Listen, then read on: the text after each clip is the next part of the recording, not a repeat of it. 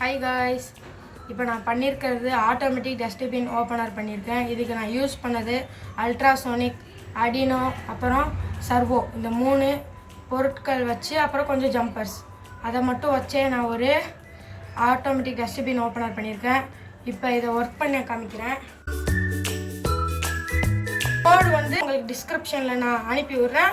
அதை காப்பி பண்ணி arduino ஐடியில் பேஸ்ட் பண்ணிக்கோங்க.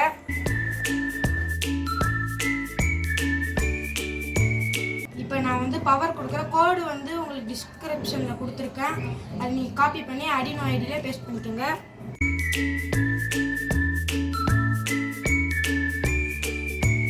இப்போ பவர் ஆன் ஆயிடுச்சு, ஆட்டோமேட்டிக்காக அது ஓப்பன் ஆகுது.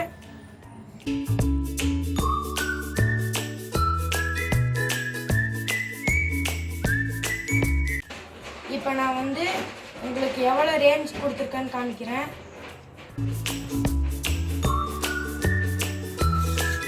இது 15 ரேஞ்ச், ஒரு ஜான் அப்படின்றது 15 ரேஞ்சுன்னு இது கால்குலேட் பண்ணிக்கும்.